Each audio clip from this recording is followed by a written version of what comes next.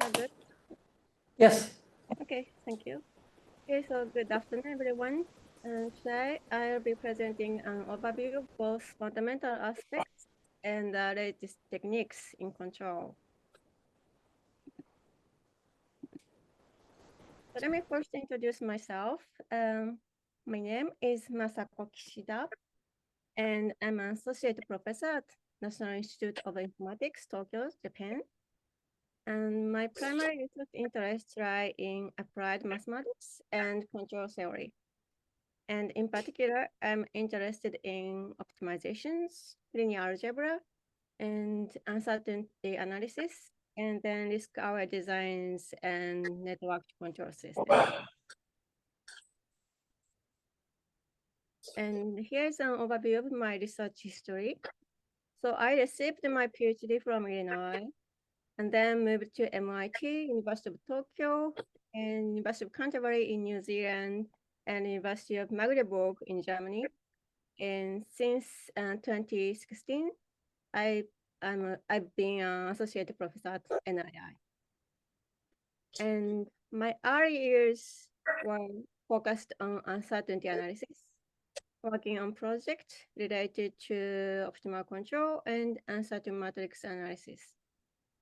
And like last 7 to 8 years, I've been mainly worked on controls over networks, studying resource-aware controls, encrypted controls, and some integration of deep learning with control systems.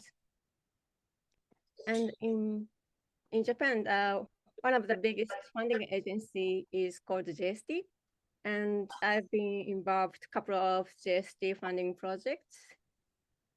And so, for example, in Erato and Crest, I've worked on some autonomous vehicle planning and decision making, and symbolic control, stochastic control, and some integration of deep learning and temporal logic in control systems. And last couple of years have been focused on some risk-related control problems. Yeah, so that's an overview of my research so far. Yeah, and here's the outline of my talk today. First, I provide some background of controls, the current status of control technologies. And then I provide some introduction to control theory. And then I focus on two kinds of control theory area. So one is controls, and then the other is risk-aware controls. And then for each of those, I talk about what they are and some approaches and some applications. And then finally, I conclude. Yeah, so first is some background. So today, automation of safety critical dynamical systems is accelerating. So here, safety critical systems are those systems where failures could result in significant loss. So this could be in terms of lives, economic value, or it could be environmental impacts. And the dynamical system here means that those that system that evolves over time according to its input. So some examples of safety critical dynamical systems could be like autonomous vehicles that independently navigates using some sensors and implemented algorithms. And then for those systems, their reliable operation is very important to prevent life-threatening failures.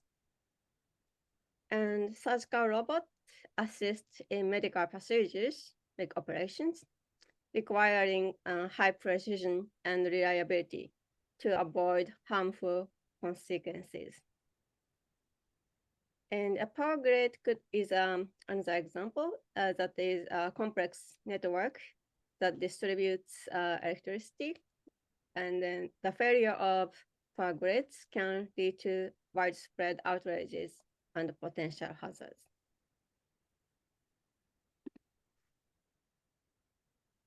So automation of safety critical dynamical systems, however, must deal with uncertainties because safety critical dynamical systems face uncertainties such as external disturbances, such as gust of wind and measurement noise from sensors, and parametric uncertainties like variations in the weights of some matter object like drone in the system model, and modeling errors such as ignorance of nonlinearity in the model.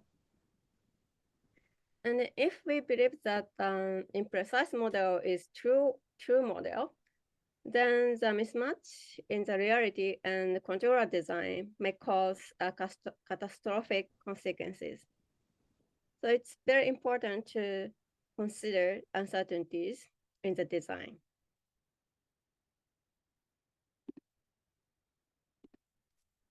And then trustability is another aspect that we need to take care in the design of safety critical dynamical systems. So safety critical systems require a consistent performance. For example, aircraft must maintain precise route regardless of varying weather conditions. And the ventilators in hospitals needs to deliver exact oxygen levels to patients, no more or no less. And nuclear plants must be under control of critical factors like temperatures. The bottom line is that it's not about just trusting these systems, it's more about verified safety. Our confidence in their reliability stems from rigorous validations and verifications. So how control theory can help?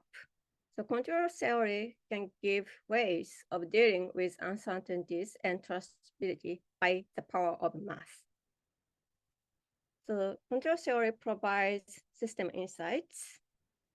It helps us to understand why and how of the system behaviors and make it understandable. And it also gives us verification and validation.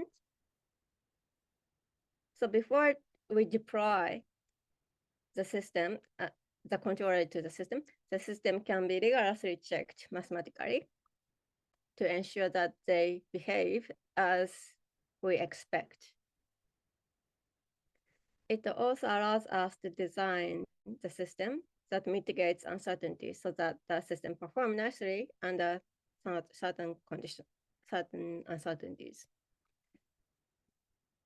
And finally, it provides transparency in the system operation, so it enhances stakeholders' confidence and trust.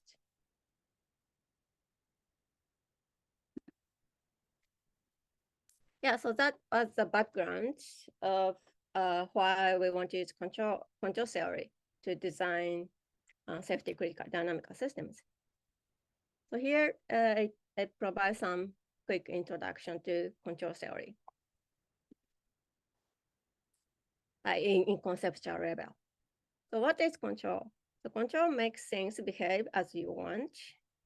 So for example, we may want to make unstable system stable, or we might want to bring the output close to the command value as quickly as possible, like air conditioners.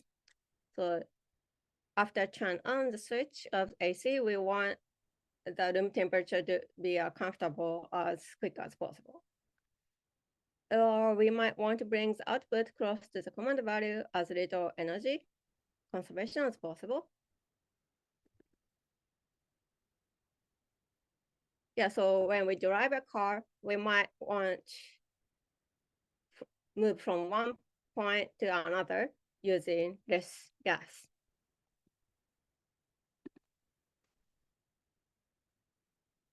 And the control theory is a field of applied mathematics, and it provides a way to design control and using differential equations to analyze dynamical systems and mathematically and theoretically propose optimal inputs to achieve desired outputs, which I just mentioned here, those things. So roughly speaking, in real world, we have some system, and we want have certain outputs from the system. To do that, we want to design some controller that provides some input to the system, and then we don't know how to design this controller. So we model the system and then move to the math world. And then in control theory here in mathematics, we use a lot of kinds of mathematics like real analysis, probability, linear algebra, optimization, graph theory, etc. And then design control law, and then make sure it works well using the model. And then if it doesn't, we revise the control law. And then once we get a control law that works well with the model, we implement the control law to the controller. Then we hope it works well in the real world. So there are two major control problems. So one is stabilization, and then the other is reference tracking. So an example of a stabilization problem is helicopter hovering. So in that case, we want to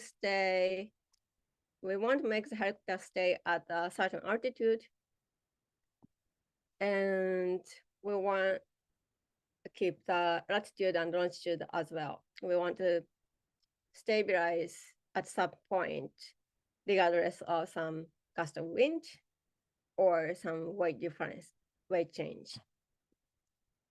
That's one kind of problem. Then the other is reference tracking. For example, we have drones that chase a target and take a movie.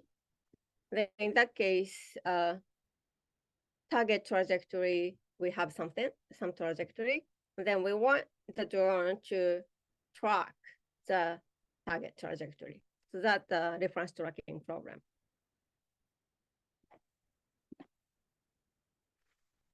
And then key of the control is feedback. Maybe you know. So there are four main elements in control system. The plant that we want to control, which is to be controlled. Then we have controller that determines the input. The controller receives the sampled data from the sensor, which measures output of the plant. And then once we determine the control input, that is sent to the actuator, and then that actually applies the input to the plant. And then we might have some difference. So this reference out, it could be a temperature, room temperature in the case of AC, or it could be a difference trajectory in the target trajectory in the case of drone, something like that. So cleaning robot example, in this case, the plant is this cleaning robot, and the sensor is attached to the plant, which could be bumpers, infrared sensors, or ultrasonic sensors, and gyro sensors, etc. And then actuator for this system would be motors, aspirator, amps, speakers, etc.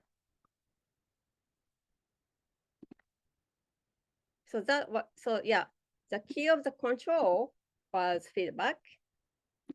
And then the key of control theory is now abstraction.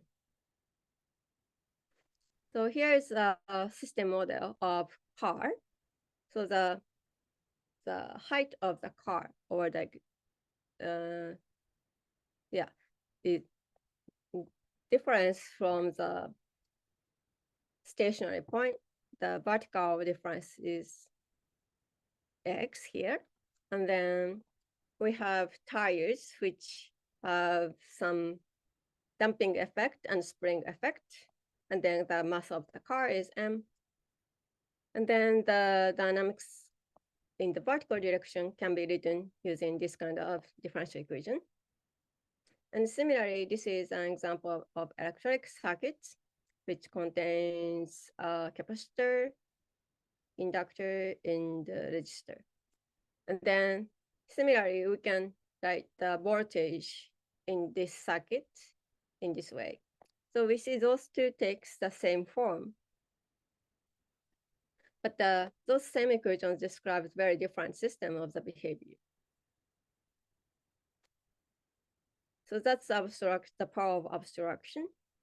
So we can focus on common structure and the properties, and then develop theories, and then we can apply that theory to many different things.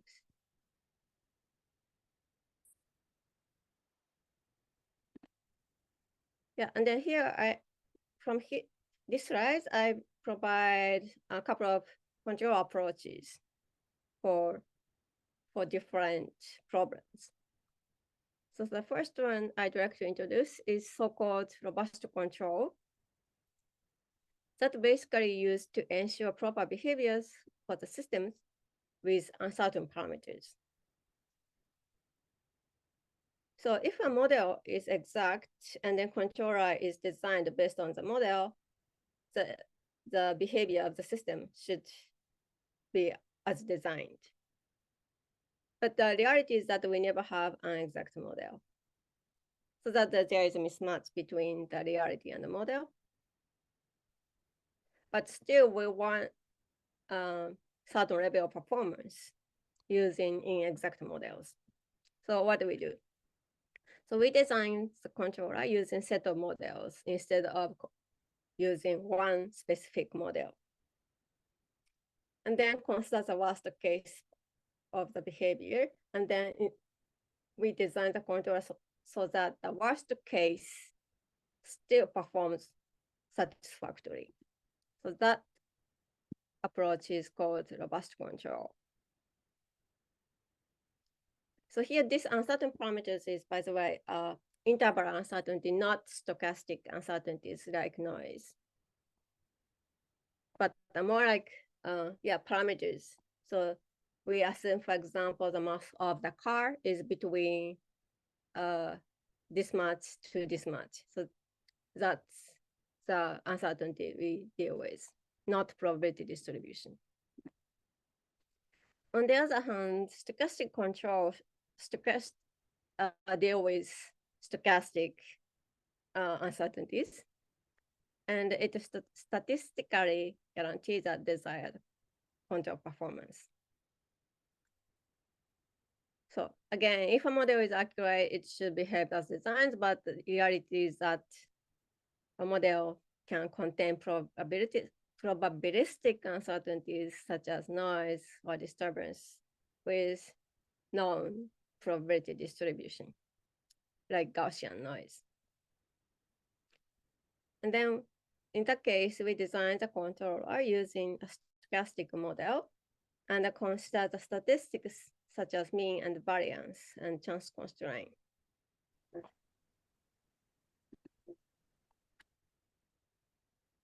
And another approach is called adaptive control. So that approach ensures the proper behaviors for the system with varying parameters. So the some parameters in the model, the parameters of the system can change. So for example, in the case of aircraft, it keeps fuel. So the weight changes as you from departure to the landing. So if a model is accurate and the tool system does not change over the time, control system should behave as designed, but in the reality is something like that. The tool system may change over the time. So adaptive control can take care of that kind of system. So basically that design of the controller uses two types of feedback loops.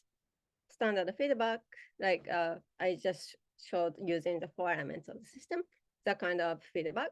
And then another feedback that works inside the loop that is used to update the system parameters, time varying parameters. So that's another approach.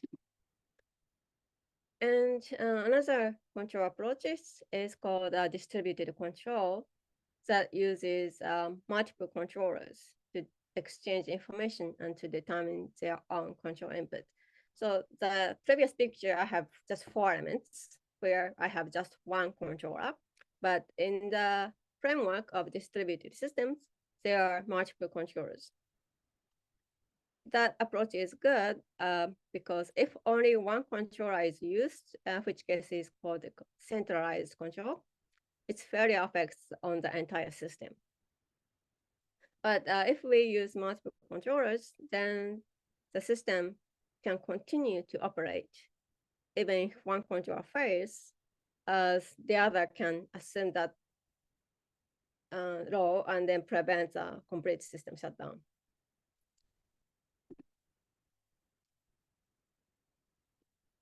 And then another approach is called nonlinear controls. Okay, so far I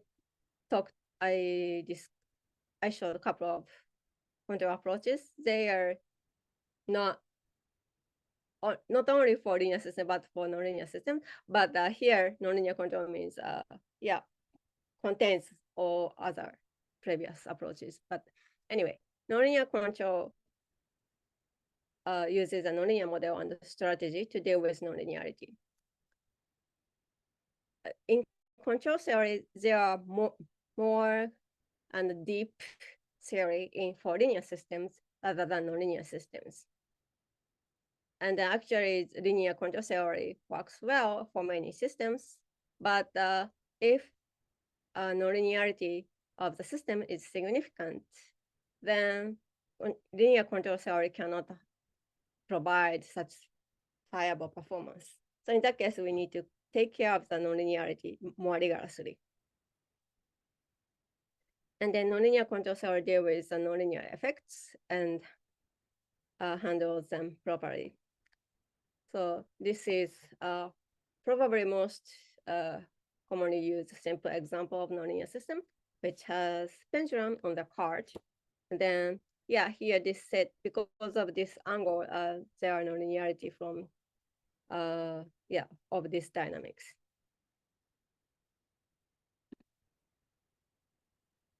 And then let me now present some recent control applications.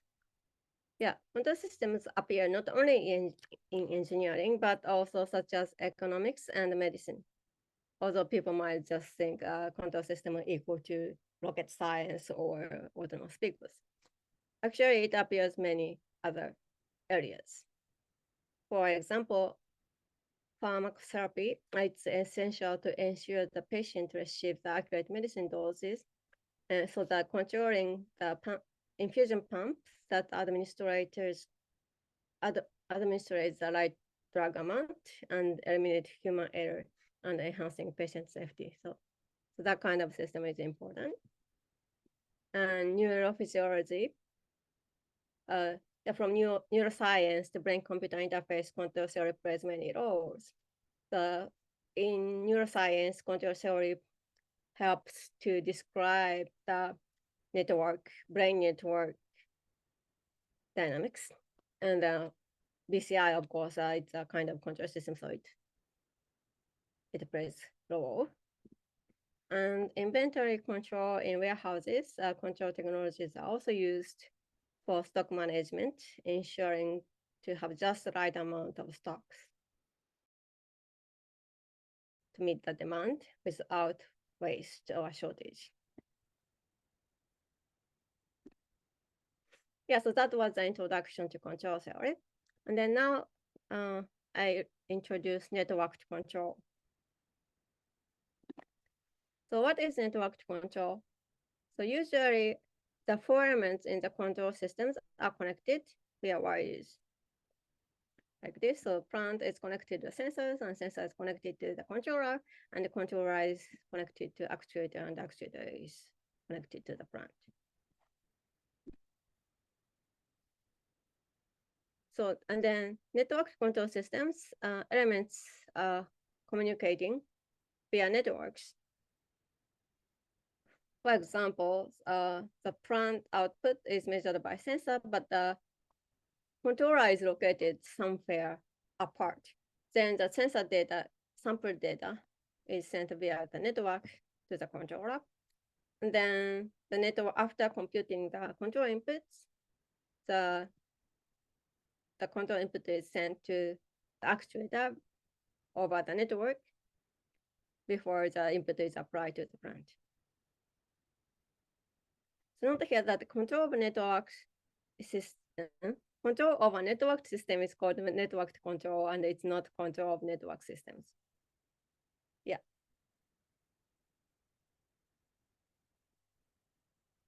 So it's some technical terms that is confusing, but the networked control is control of networked systems.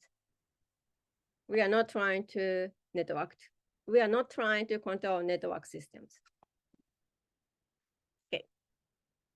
So there are some reasons behind the increased adaptation of networked control systems. The main advantages of networked control systems is that it makes it easy to connect many elements, and it helps to reduce installation cost and increases the flexibility in element placement and monitor and control remotely. So yeah, for many things can be connected easily and reduce the installation cost.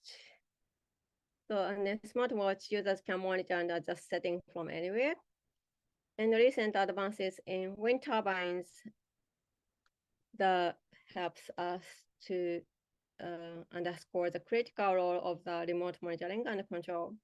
Maintaining those turbines in remote and harsh environment is not only challenging, but can be dangerous if it's done by humans. So making the ability to remotely monitor and managing those wind turbines is very important. So what's the problem of those systems? Actually, various problem arises when using the network. For example, network-induced delays, packet loss, cyber attacks, asynchronization, and bandwidth limitations and limited energy consumption. Yeah, so those are, yeah. And then, so in this talk, I'd like to focus on the last two problems, bandwidth limitations, when the network communication uses shared channels, and then limited energy consumption. This problem occurs when those elements of the control system are relying on the battery-powered devices.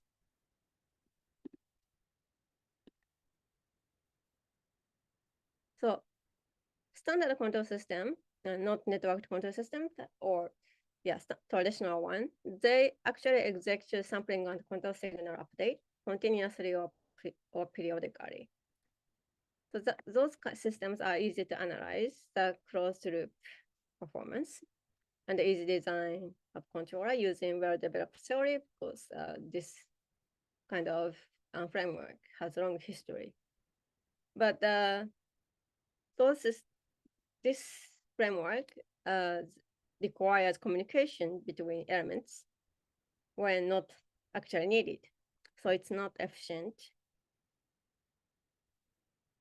Or in other words, this way of controlling, we need to communicate frequently, and we cannot turn off the devices when not necessary. So it's not good. So a networked control system uses battery-powered devices and shared communication channels. We want an approach to minimize resource consumption.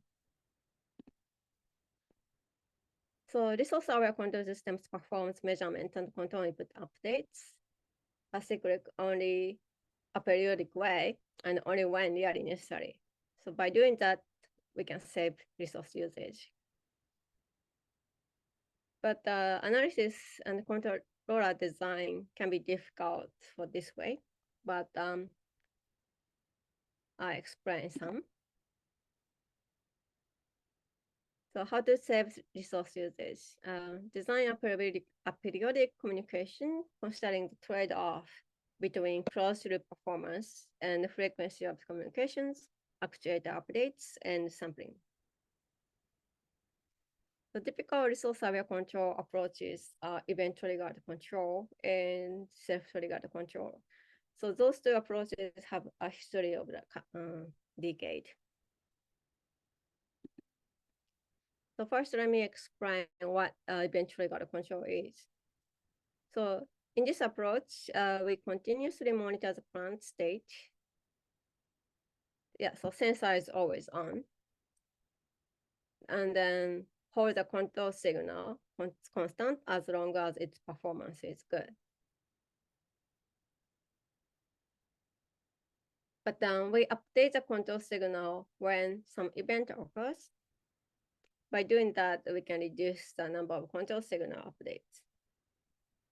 So the event could be something like, yeah, I'm gonna explain next. Yeah, so how to determine the next update time or the event that determines the update time. So that's when the sample state, which is continuously sampled, satisfies some pre-specified condition. So there are multiple ways for that. One could be the difference between the actual state and the state previously sent to the controller and used to compute the control. That difference exceeds some threshold. Then we send the, sorry, so this big,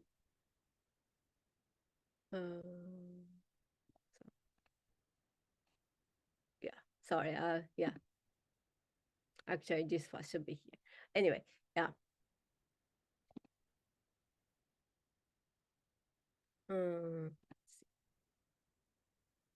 Yeah, and then that the performance did it. And then we update the control signal. The another is that we can check the performance, and then if we see the performance deteriorates more than acceptable level, then we update the control. That's the event-triggered control. And then another common approach is called self-triggered control. So in that framework, we determine the next execution, which is simultaneous sampling and control signal updates. The term is based on the sampled data and knowledge of the plant. So here we continuously monitor the plant state. That's not, for event-triggered control, we continuously monitor the plant state, but it's no longer needed. So we can turn off the sensor.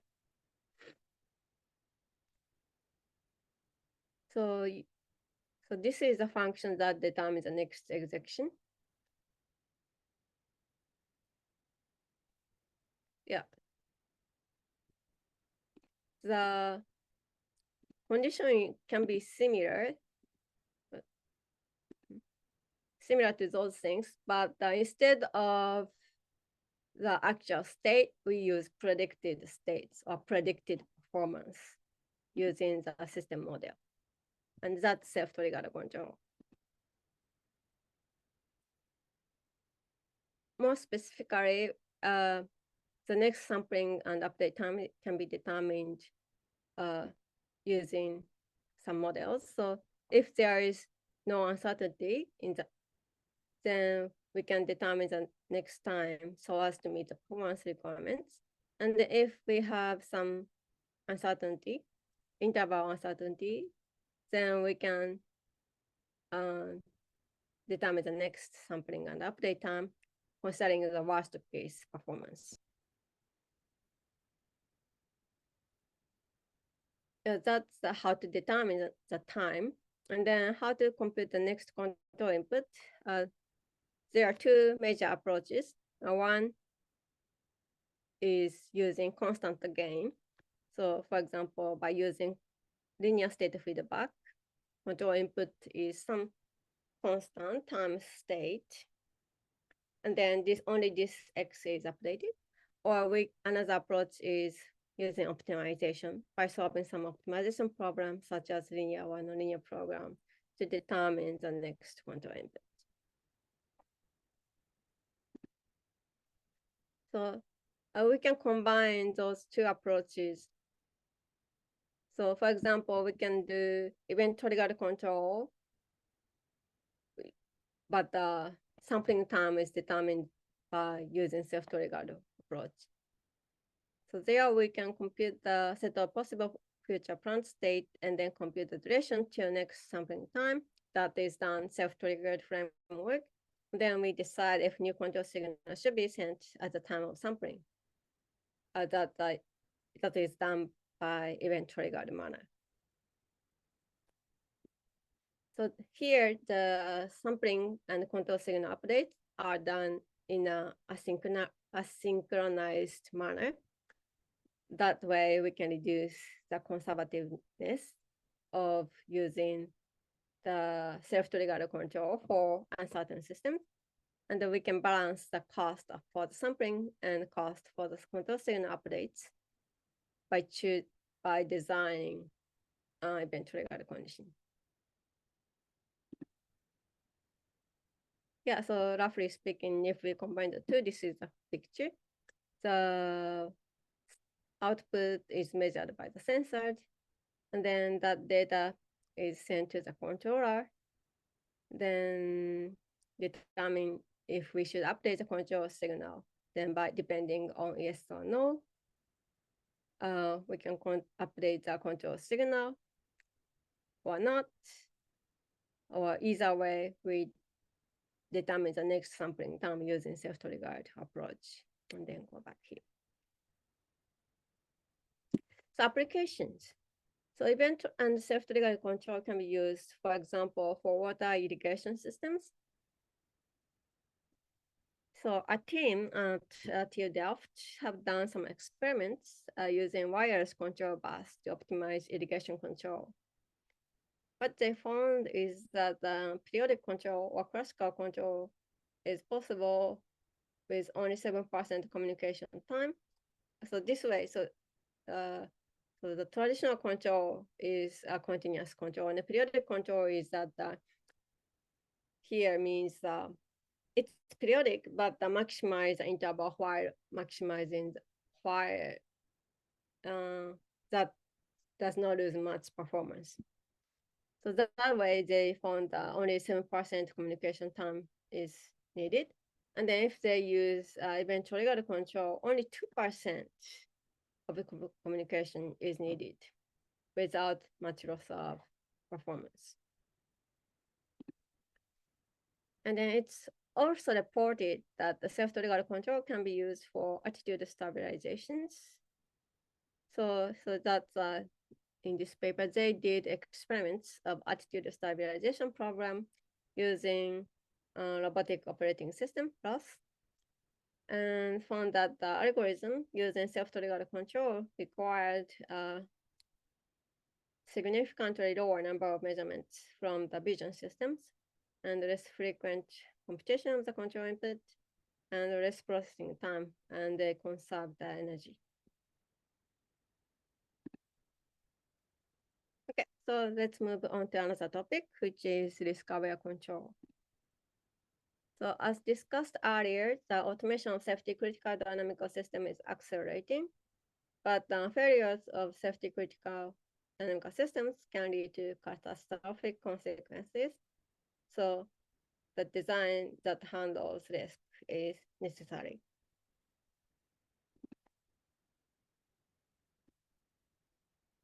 So the question is how to deal with risks.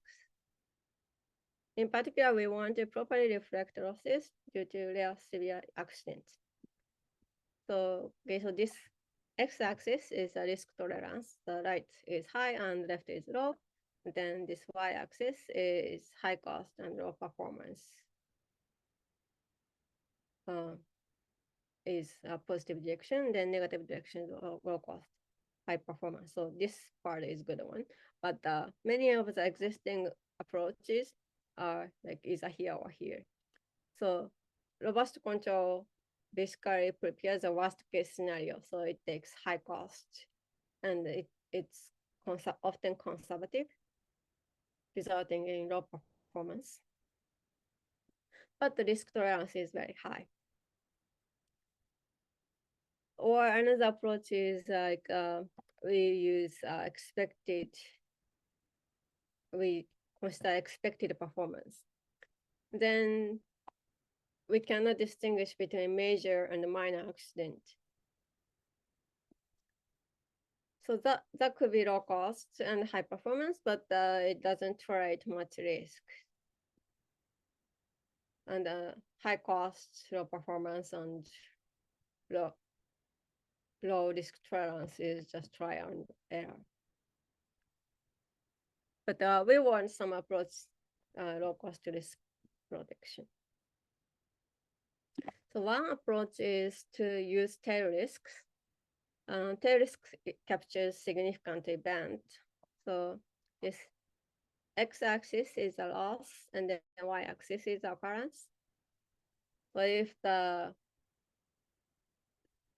occurrence is distributed like this much, this means like low loss occurs low probability, and then this much of loss occurs high probability, and then this much loss occurs low probability. If we look at the mean loss, it's probably somewhere around here. But then there are quite lots of probability that here that result in a lot of loss. That is called tail risk. So for example, we can consider the probability epsilon. So this much occurrence is probability epsilon, but that loses this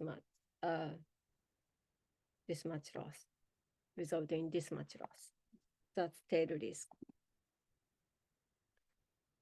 So we want design controllers considering tail risk. So by considering the tail risk, we can ensure the reliability and safety to minimize damage by quantifying tail risk, which captures rare and serious events and taking into account into controller design. So the regular controller design, so we have some system model and required performance cost, etc. We have that in hand, and we design controller, and that can result in significant loss. But before controller design, if we consider risks, and then controller is designed risks into account, then we can have smaller loss. So that's called risk-aware control. So to do that, we need to quantify the tail risk.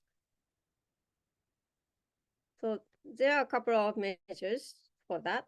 One is value at risk, and then the other is conditional value at risk. So this value at risk is the loss here that occurs probability epsilon. And then C bar, conditional value at risk, is a mean of this much tail risk. So it's a mean of the loss of that occurs probability epsilon. But in reality, it may be difficult to know the occurrence probability density function, or like this blue curves, or this blue curve. We never know exactly what this curve look like. So we can consider a set of distributions and consider their worst case, and then that case is called worst case CBAR. So we can consider many of those distributions and consider the tail risk that is the worst among those distributions. And then considering that kind of tail risk, we can define system properties. For example, stability is a tail risk that system go wide. So, okay, so for some satellite, we want it to be always around the Earth, but is there any possibility that goes away from the Earth? Invariance is there tail risk that the state goes beyond the acceptable set. So for example, this blue region is safe region, but this white region can be some dangerous region, unsafe region. So is there any possibility that the tail risk that system goes that area. So those things can be formulated using a worst case river. So the concept of risk, quantified risk, they can be combined with many other existing control approaches. For example, we can combine the self-triggered control with risks. So we can sample the state and update control input only when necessary, and then we can, while minimizing the risk of not meeting the performance requirement.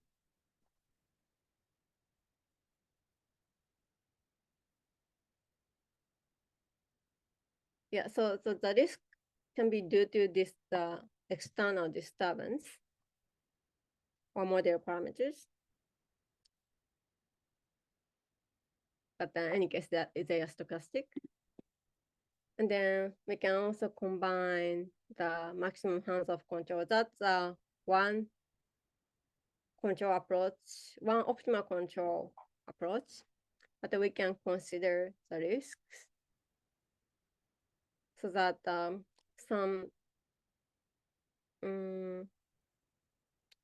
basically the maximum hands-off control tries to make the control inputs fast as possible. And then we can consider the risks when specifying the control input so that the performance does not have result in huge loss.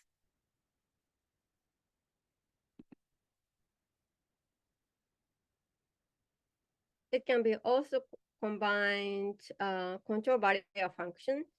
The control barrier function basically avoids the system move into unsafe region. So by doing that, we can take into account both safe set and tail risk in constellations. So states don't enter the unsafe region subject to the uncertainties. In this picture, these red regions are unsafe region. If we assume no uncertainties, and then it goes into the red region, so that's not safe. And then the proposed approach is this green one. So it doesn't enter the red region, so it's always safe, so it's good.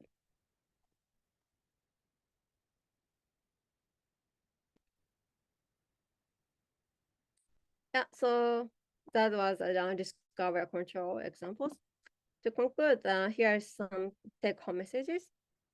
So doing a bit of math might help many things, by which I mean control theory help many things.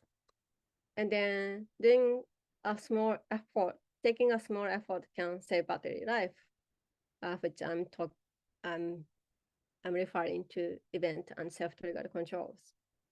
And the consideration of risk in design can help losing a lot. And one way to quantify the risk is to use the conditional value at risk. Yeah, that's it. Thank you very much.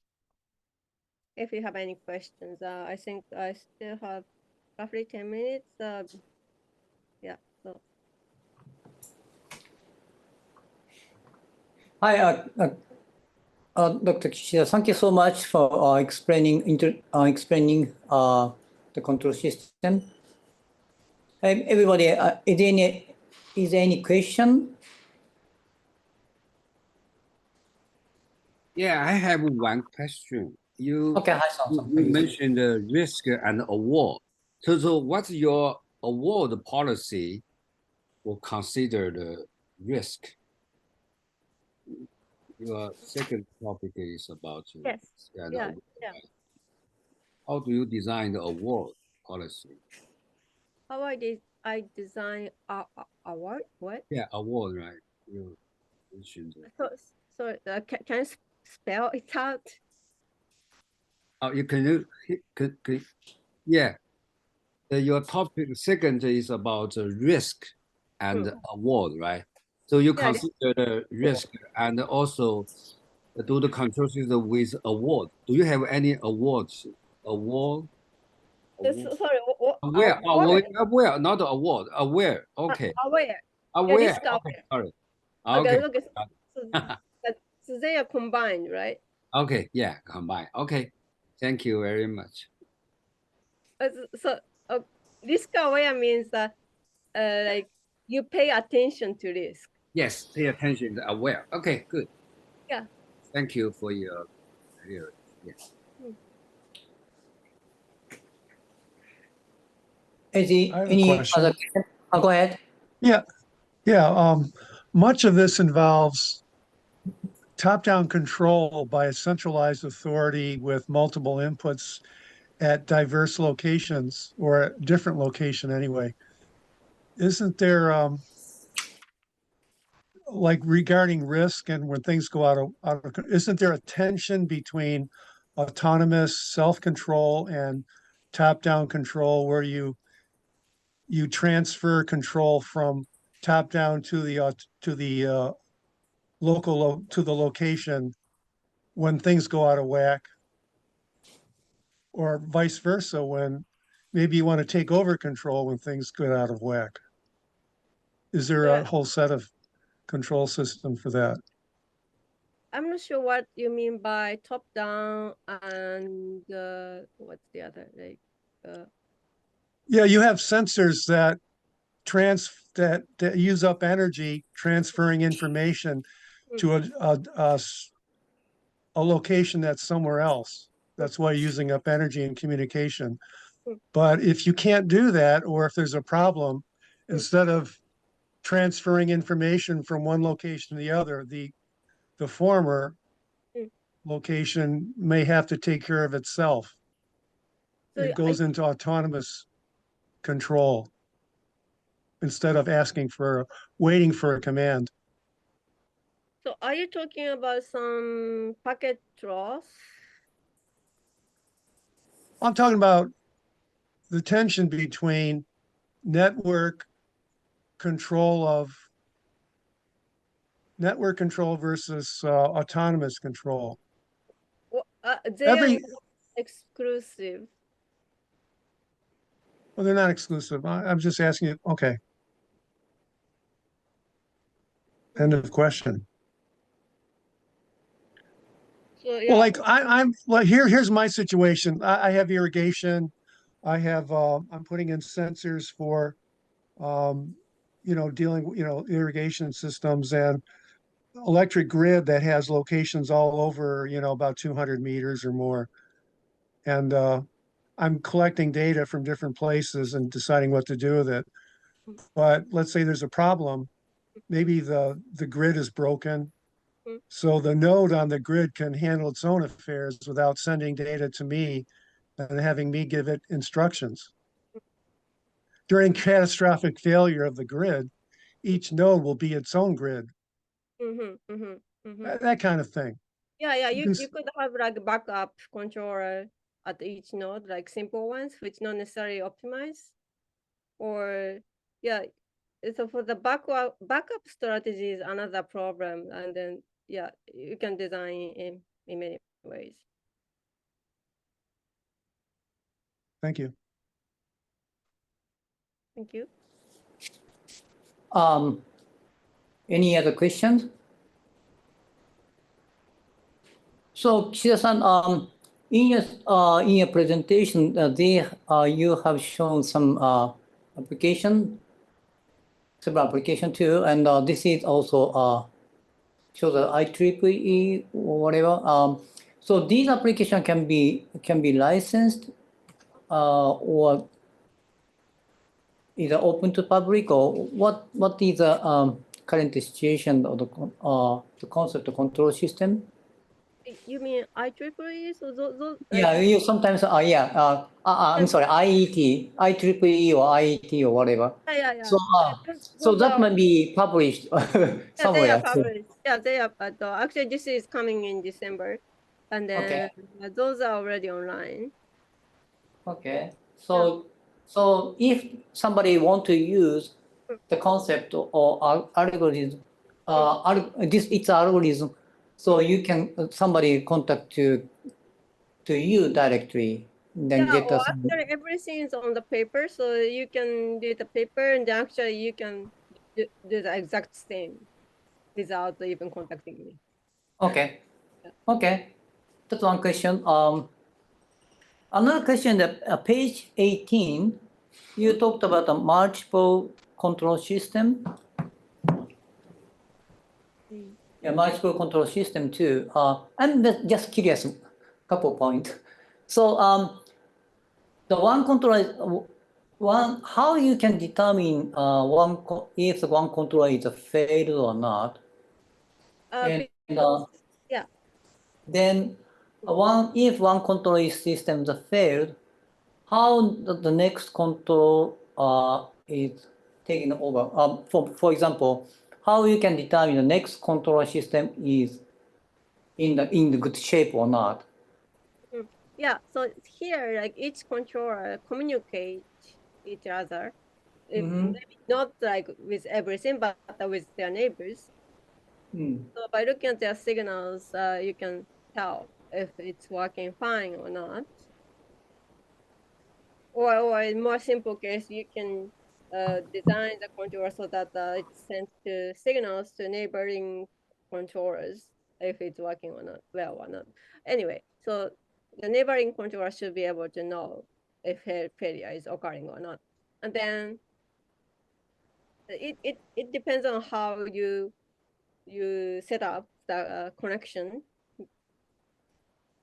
of the entire system. But if you know that one controller is failing, and then neighboring controller knows, then they can change the algorithm. They can use some say backup algorithm. They can basically change the strategy of controlling things to compensate. I see. So that means that some system will check if the one controller is good or fail or whatever. And then and yes, and it should be done locally. Oh, I see. Yeah, I'm okay. I understand. Thank you so much. One more question. Let's say you also explained water irrigation system, for example. I don't remember a page 35 or whatever. Then I'm just curious too. I'm sorry. Not water. Underwater vehicle. Underwater vehicle. Probably next one. Yeah. So underwater vehicle. For example, how you can control underwater vehicle because there is no GPS signals and less sensing, probably less capability sensing too. So it's pretty much tough to control. But, it really depends on what kind of underwater vehicle because many experimental platform has wires and then they are not floating like in the ocean. They are near the I see. and then so in this experiment they use the spool and then it's connected to you see there are some wires here. I And see. you see the hand, somebody's hand here. So yeah, you can see it. Is there any application under the sea? Yes, I think so. I mean, yeah, I'm not specialist about these kind of things, but yes, yeah, underwater vehicle control has been done many years, and depending on what system it is, they might have GPS or yeah other many sensors. And then depending on the sensors they have, they try to do some control. So even some fish safe robots that yeah. Anyway, yeah. Okay, thank you so much. Any other question? Okay, We said we have some Q&A session later on too. So if you have any other question, please ask Dr. Kishida again. Again, thank you so much, Dr. Kishida. I really appreciate your presentation too. Thank you very much. Okay. Then next speaker is Dr. Marvin Andrew.